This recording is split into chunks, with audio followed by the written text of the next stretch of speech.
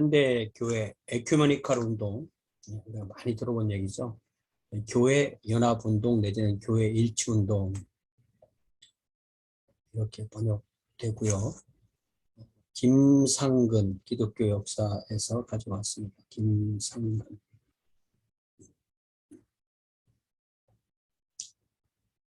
자, 에큐메니컬이라는 용어의 원래 의미는 뭐냐면 그리스어 오이쿠메네라는 말에서 나온 말이고, 이 단어의 뜻은 집 내지는 거주하다 이런 단어인데, 그래서 원래 의미는 세상 모든 사람이 거주하는 큰 집, 큰 세계라는 뜻이죠. 그래서 초대교회 시기에 로마 제국, 로만 임파이어와 동의어로 사용되게 됐던 것이 바로 이 오이쿠메네입니다. 자, 우리의 내해, 우리의 안바다라고 불렸던 이 지중해를 중심으로 남부 유럽, 또 북부 아프리카, 그리고 아시아 대륙의 서부 지역을 장악했던 로마 제국이야말로 세상 모든 사람이 거주하는 큰 집, 큰 세계였던 것이죠. 자, 그러나 이 에큐메니컬이라는 용어는 최근 들어 보편적 교회, 유니버설 철치라는 뜻으로 확대 발전되면서 세계교회 일치운동, 세계교회 연합운동을 지칭하는 단어로 사용됩니다. 이때 교회 일치란 신조와 교리로 분열된 세계 각국 기독교 교파가 어떻게 상호 협력하면서 신학적으로 대화하고 예수 그리스도를 함께 구주로 고백할 수 있는지를 모색하는 초교파, 범교파, 모든 교회를 다 포함하는 움직임이다 이런 거죠. 범교파 단체다. 그래서 현대 에큐메니컬 운동 역사는 전 세계에 흩어져 복음을 전하던 해외 선교사의 현장 경험에서 태동하기 시작합니다. 이 선교사들이 같은 지역에 여러 교파의 선교사가 가보니까 비선교지에 있는 사람들 입장에서는 뭐 교파가 그렇게 중요한 게 아니니까 그래서 효과적 선교를 위해서 함께 협력해야 했던 선교사의 현실 경험은 각 교파가 서로 교류할 수 있는 범교파 단체의 필요성이 제기되게 된 것입니다. 역사를 보면 원래 그 윌리엄 캐리가 이런 그 선교 이런 그 초교파 모임을 하자 이런 말을 했지만 실제로 이루어지지 않았고, 그것이 처음으로 이루어진 이 세계 선교 대회가 이루어진 것이 1910년 스코틀랜드의 에딘버러에서 개최된 세계 선교 대회였죠. 이것이 이 현대 에큐메니컬 운동의 시발점, 보통 이렇게 얘기를 합니다. 이 회의 결정에 따라 국제 선교 회의회 International Missionary Council IMC가 1921년에 설립되었고, 이 기관의 활동을 통해서 세계 각국 선교사 사이에 상호 지원과 협력이 시작되게 됩니다.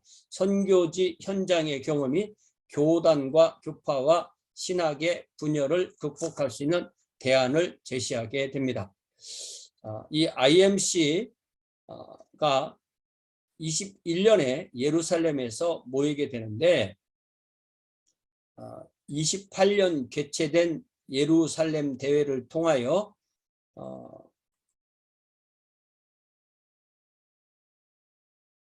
21년에 요 선교회가 설립되고 대회는 28년에 예루살렘에서 회의를 가졌는데, 그리스도교 복음이 가지는 사회적 의미에 대한 새로운 신학적 해석을 시도합니다. 선교 사역의 핵심을 차지하는 복음 선포가 단순히 개인 구령 차원에만 머무는 것이 아니라 복음이 전달되는 선교지 현장의 사회적 구원의 중요성도 함께 강조됩니다. 이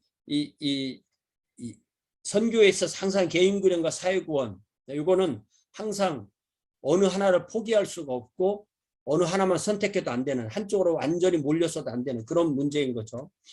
자, 1952년 빌링겐 대회와 하나님의 선교, 이제 선교에 관한 얘기가 좀 있습니다. 1952년 독일 빌링겐에서 개최된 IMC 대회는 20세기 선교 신학의 중요한 개념이 새롭게 등장한 뜻깊은 회의였습니다. 이 회의에서 서구 제국주의와 함께 진행되던 19세기 서구 교회의 선교 역사를 반성하며 피선교지 문화와 종교에 대하여 정복자 태도의 선교가 아니라 섬김과 봉사를 통한 철저한 자기 헌신의 선교를 강력하게 요구했습니다. 이러한 대회 결과를 카를 바르트 신학으로부터 영향을 받은 독일 슈투트가르트 교회 감독 카를 하르텐스타인, 1894년에 1952년 요 카를 하르텐스타인이 하나님의 선교라고 부릅니다. 미시오 데이, 미시오 데이라고 부름으로써 20세기 후반 선교 신학의 방향이 결정됩니다.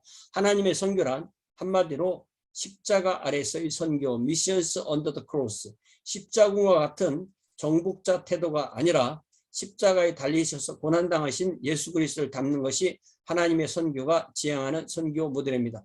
인간을 향한 하나님의 절대적 사랑이 표현된 십자가야말로 교회가 지향해야 할 선교의 모델이라는 것입니다. 이 회의에서 존 맥케이는 위대한 사명과 오늘의 교회라는 제목의 강연을 통해 세계 복음화 자체가 선교의 목적이 아니고 전 세계에 그리스도의 주권을 다시 세우는 것이 진정한 선교의 사명이며 이를 위해서 십자가에 달리신 예수 그리스도를 따르는 것이 선교와 교회의 사명이라고 역설합니다. 맥케이의 이 강연은 인도 선교사였으며 감독이었던 레슬리 뉴비긴의 강연과 함께 빌링겐 선교 대회에 이정표가 되는 중요한 연설이었습니다. 원래 하나님의 선교라는 신학적 개념은 카를 하르텐스타인에 의해 처음 사용되었지만 이 새로운 신학 개념을 널리 소개한 사람은 1958년 하나님의 선교를 출판한 게오르고 피체돔입니다. 피체돔은 이렇게 역설합니다. 선교는 하나님 안에 있으며 하나님은 보내시는 분으로서, 그러니까 하나님이 선교사라는 뜻이죠. 하나님은 보내시는 분으로서 아들을 파송하고 아들의 파송은 그의 교회를 위해서 지속한다. 그러면 아들도 선교사라는 거죠.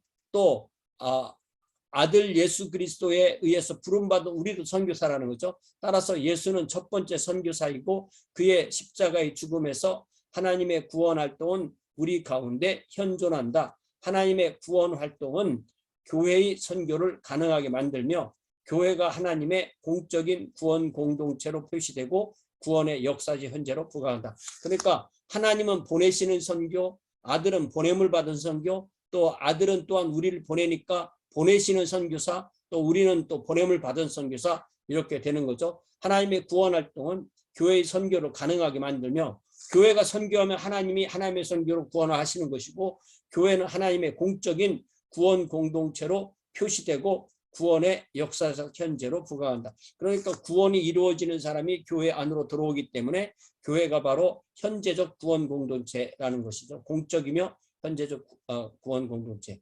이론의 여지 없이 피체돔의 하나님의 선교에 대한 이해는 철저하게 이렇게 교회 중심적입니다. 자, 조한네스 크리스티안 호켄다이크. 그러나 네덜란드 신학자 호켄다이크의 하나님의 선교에 대한 이해는 종말론 쪽에 좀 더 많은 비중을 두고 있습니다. 그는 피체돔의 교회 중심적 선교회를 비판하면서 세상의 참혹한 현실과 동떨어진 관념적 선교신학과 선교의 주체가 되어버린 교회의 오류에 대하여 맹렬하게 공격합니다. 호켄다이크에 의하면 인류의 모든 역사가 하나님의 선교 대상입니다. 교회가 아니라 하나님 자신이 선교의 주체이며, 그러니까 미시오 데이라고 할 때 선교의 주체는 하나님 당신이시다 이거죠. 교회의 사명은 하나님의 선교를 통해 인류 역사 속에 일하시는 하나님과 동역자가 되는 것임을 주장했습니다. 이게 바로 고린도전서 4장인가요? 이거 한번 말씀 찾아서 읽어볼까요?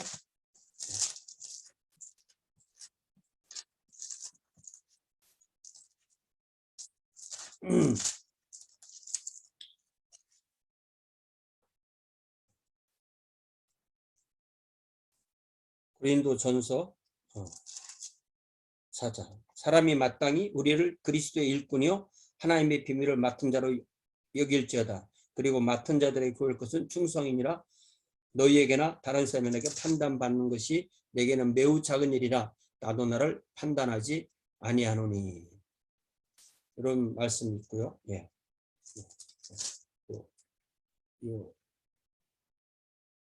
맡은 자들. 네. 우리는 하나님의 비밀을 맡은 자들이다. 요 표현이 아니라 제가 뭘 찾으려고 했었는데, 네.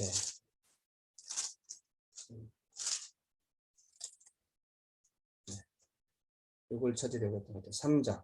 3장. 하나님의 동역자.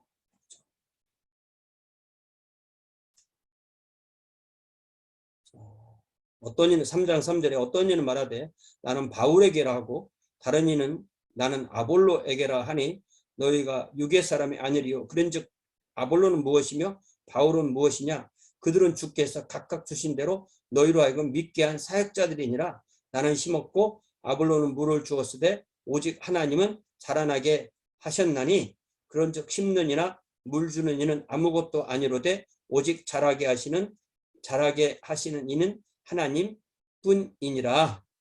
심는 자와 물 주는 이가 한 가지나 각각 자기가 일한 대로 자기의 상을 받으리라. 우리는 하나님의 동역자요 너희는 하나님의 밭이요 하나님의 집이니라. 예. 그러니까 하나님과 동역자가 되는 것, 이것이 바로 선교사다. 하나님의 동역자. 예. 그러니까 미시오 데이의 동역자가 되는 것이 바로 인간 파트에서의 선교다. 고린도전서 3장 9절이죠. 자, 이제 WCC 세계교회협의회가 언제 설립되냐면 1948년이죠. 피체돈과 호켄다이크에 의해 정립된 하나님의 선교신학은 1948년 암스테르담에서 창립된 세계교회협의회에 의해 개성됩니다. WCC의 설립은 1910년 에딘버러 세계선교대의 결의에 따라 결성된 생활과 직제위원회, 라이프 앤 워크, 교회의 사회적 책임에 대한 전담위원회, 신앙과 직제위원회, 페이스 앤 오더, 교회의 신학적 입장을 전담하는 위원회를 통합하는 세계교회의 연합기관 설립을 모색하기 시작한 1937년 영국 옥스퍼드 모임 컨퍼런스 온 철치 커뮤니티 앤 스테이트에서 태동하기 시작합니다. 이듬해인 1938년 네덜란드 위트레흐트에서 생활과 실천과 신앙과 직제위원회 대표 7명이 각 7명이 만난 자리에서 앞으로 설립된 WCC의 헌법 초안을 작성하면서 세계교회 일치를 위한 첫걸음을 내딛게 됩니다. 이 헌법 초안은 WCC의 참여 여부를 묻는 설문과 함께 세계 각국 196개 교파와 교단에게 보내지게 됩니다. 2차 세계대전의 발발로 즉각적인 단체 설립 계획이 연기되다가 이 헌법 정신에 찬성하는 세계 145개 교단, 196개 교단에 보내졌는데 145개 교단 대표가 마침내 1948년 네덜란드의 암스테르담에 함께 모여 WCC를 공식적으로 설립하게 됩니다. WCC의 창립을 알리는 이날의 역사적 모임은 평신도 운동과 선교 및 에큐메니카 운동의 거장 존 모트, 미국의 감리교 평신도 지도자죠. 존 웨일리 모트.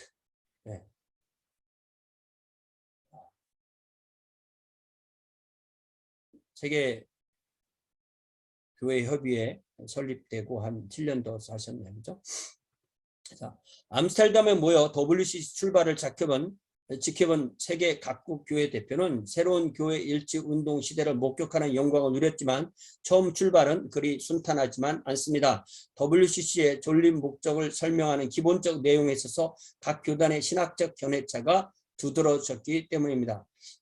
굳이 교단이라고 해서 교파라고 해야겠죠.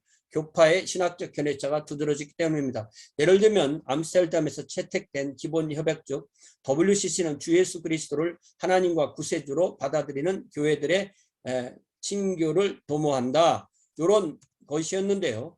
라는 표현에 몇 교파가 이의를 제기합니다. 예수 그리스도의 신격과 인격의 상호관계 그리고 삼위일체와 성령의 역사에 대한 강조 등으로 교파 간의 신학적 견해차를 보이게 됩니다. WCC는 기본 협약에 대한 특별위원회를 구성하여 장기적인 논의를 거쳐서 1961년 제3차 뉴델리 WCC 대회에서 이를 다시 확정 발표하게 됩니다. 그래서 기본 협약은 이렇게 수정됩니다. WCC는 주 예수 그리스도를 성경의 가르침대로 하나님과 구세주로 받아들이는 교회들의 친교를 도모한다. 이게 처음에 결정했던 거죠. 따라서 WCC는 유일하신 하나님이신 성부, 성자, 성령의 영광을 위해 하나님께 받은 부름을 실천하도록 노력한다. 그러니까 삼위일체를 다 표현하고 그리고 WCC가 무엇을 하는지를 정확하게 정리한 거죠. 그러나 이 새로운 기본 협약은 동방정교의 대표였던 러시아 태생의 플로롭스키 게오르그 플로롭스키의 도전을 받습니다. 교회에 대한 신학적 정통성을 유일하게 가지고 있다는 동방정교회. 동방정교의 특징은 동방정교회만 정교회고 나머지는 다 부족하다는 거죠. 그러니까 동방정교회 자체에 이 분파적 정신이 있는 거예요. 그러니까 우리를 교회라면 너희들은 교회가 아니고 너희들을 교회라면 우리만 정통교회다 이런 거죠. 동방정교회와 세계교회 협의체인 WCC가 서로 어떤 관계를 가지게 될 것인지에 대한 진지한 질문을 던집니다. 그러나 이 질문의 이면에는 만일 WCC가 동방정교회의 독특한 교회를 인정하지 않으면 WCC에 참여하지 않겠다는 의도를 가진 그런 발언이었습니다. 이 문제 때문에 1950년 캐나다 토론토에서 모인 여러 대표는 모든 소속 교단이 동의할 수 있는 WCC의 교회론을 다시 제시해야만 했습니다. 흔히 토론토 선언, 더 토론토 스테이트먼트라고 알려진 이 모임의 결정은 WCC가 세계 각국의 그리스도교를 통합한 유일한 교회 단체가 아니고 이걸 원하는 게 아니라는 거죠. 각 교파, 교단의 신학적 혹은 행정적 방향을 결정하는 의사 집행기관도 아니고 교단 간의 신학적 차이를 조율하기 위한 협상 대표도 아님을 분명히 했습니다. 이로써 세계교회협의회의 목적은 주님의 교회가 하나됨을 증언하는 모임임을 확실히 한 것입니다. 그러니까 우리에게 모이지 않으면 교회가 아니다. 이런 게 아니라는 거죠. 1961년 뉴델리 회의에서 WCC가 IMC를 흡수 통합합니다. 1948년 암스테르담에서 WCC가 구성됨으로써 에큐메니컬 운동은 세계 선교 협의회와 WCC의 두 축으로 추진되어 오다가 1961년 인도 뉴델리에서 IMC가 WCC에 흡수 통합됨으로써 교회의 선교적 사명과 에큐메니컬 운동이 통합되기에 이릅니다. 자, 이제 1968년 스웨덴의 웁살라에서 열린 WCC 대회는 1960년대의 진보적인 사회 분위기와 사회개혁과 현실 참여를 강력히 주장하던 소장파의 참여로 WCC 총회 역사상 가장 혁신적인 진보주의 이론이 에큐메니컬 운동과 선교의 개념에 적용됩니다. 그러니까 이 보수적인 사람들이 에큐메니컬에 대해서 반대하기 시작한 것이 이때부터라고 할 수 있죠. 세계 곳곳에 만연해 있는 빈곤과 억압을 물리치고 사회의 구조학을 포함한 모든 속박으로부터의 해방을 주창한 웁살라 대회는 진정한 선교의 목표를 인간화, 휴머니제이션으로 보았습니다. 이 회의는 예일 대학교의 라뚜렛, 케네스 S. 라뚜렛, 그해 돌아가시네요. 그 교수에 의해서 그리스도교 역사상 가장 포괄적인 교회라는 평을 받습니다. 그러나 세계 각국 보수주의 그리스도인은 WCC의 설립을 달가워하지 않았습니다. 특히 미국의 남침례회 총회 서던 베프티스트 컨벤션이 그 대표적인 예입니다. 특별히 1961년 인도 뉴델리에서의 결정에 따라서 IMC와 WCC가 통합되자 복음주의를 표방하던 세계 각국의 교파와 교회는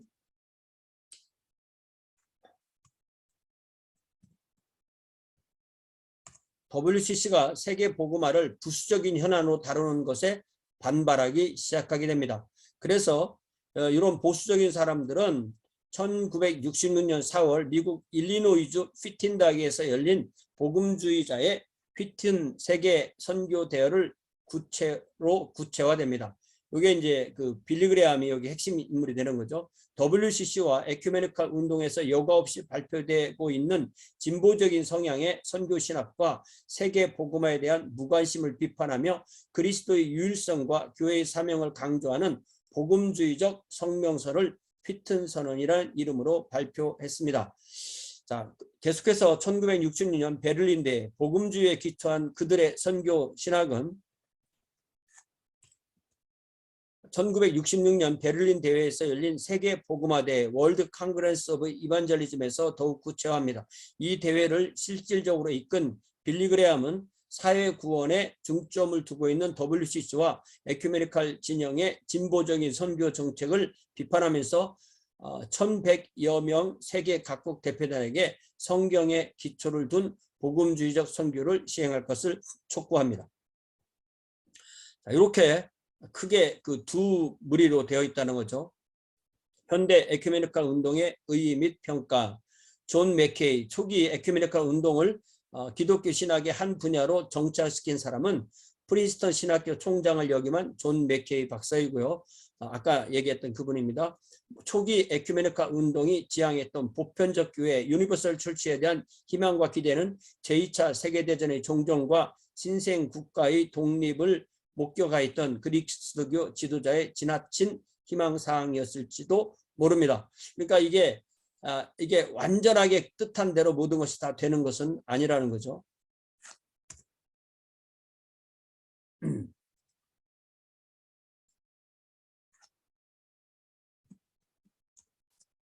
자, 세계화, 글로벌라이제이션, 냉전 시대의 이데올로기 또한 에큐메니칼 운동의 방향을 결정하는 중요한 변수 중에 하나였습니다.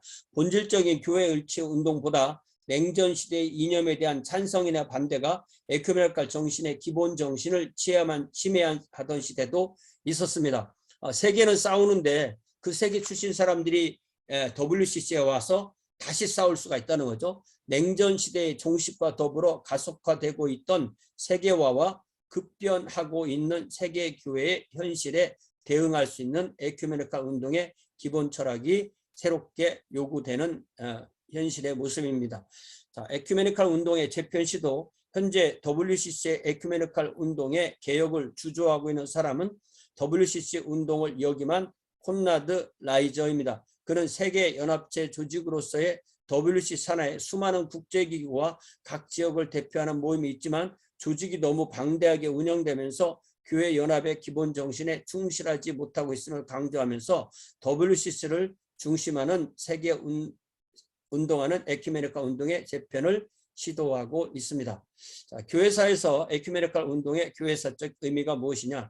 1948년 암스테르담에서 설립된 WCC를 중심으로 하는 에큐메니칼 운동의 교회사적 의미는 신생 국가의 독립과 더불어 시작된 세계 종교로서의 기독교가 기독교 역사의 전년에 등장하면서 서구 중심의 단일 기독교가 해체되는 것이 바로 에큐메니칼 운동의 핵심 의미가 되는 것입니다.